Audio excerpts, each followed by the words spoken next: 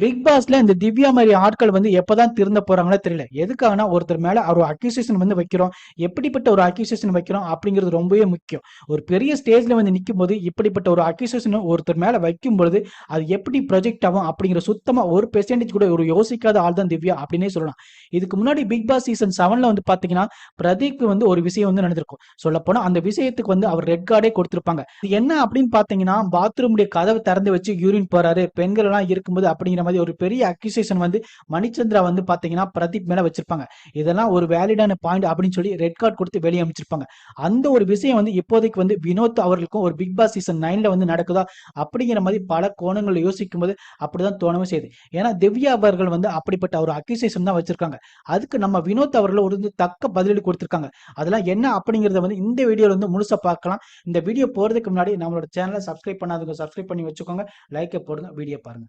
என்ன அப்படின்னு பாத்தீங்கன்னா நேற்றுக்கு நைட் வந்து ஒரு டிபேட் வந்து நினைச்சு அதுல வந்து பார்வதி கூட தான் அவளுடைய இன்னரை வந்து அங்க போட்டு வச்சிருக்கான் அப்படின்னு சொன்ன விஷயங்களா இருக்கட்டும். மற்ற பெண்கள் எல்லாம் சேர்ந்துட்டு ஆணுகள் எல்லாம் வந்து துணிகள் அங்கங்க போட்டு வச்சிருக்காங்க.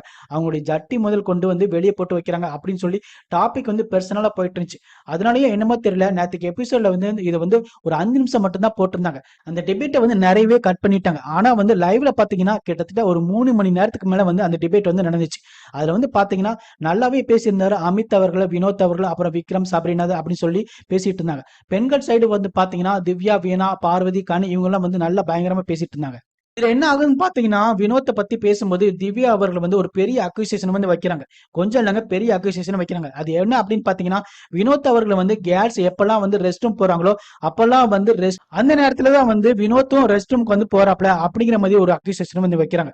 இது எவ்வளவு பெரிய அக்யூசியேஷன் பாருங்க. ஏன்னா கேர்ள்ஸ் போகும்போது தான் வினோத் அவர்கள் வந்து பாத்ரூம் போறாரு, கேர்ள்ஸ் போகும்போது ரெஸ்ட் ரூம் போறாங்க அப்படின்னு சொல்றது இது ஒரு மிகப்பெரிய குற்றச்சாட்டு. இது ஒரு நேஷனல் டிவில இப்படிலாம் சொல்லும்போது வந்து கண்டிப்பா வினோத் மேல ஒரு நெகட்டிவா தான் போகும் அப்படிங்கிற மாற்று கருத்தே கிடையாது.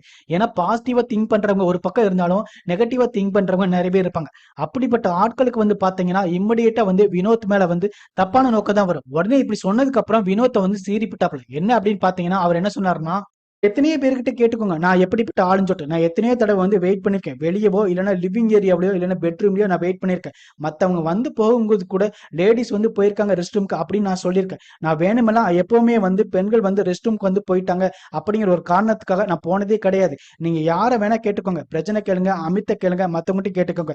ஏன்னா வந்து பெண்கள் கிட்ட கேட்டுக்கோங்க, ஆரோரோ கூட கேட்டு பாருங்க அப்படிங்கிற மாதிரி அவர் சொல்லியிருக்கிறார்.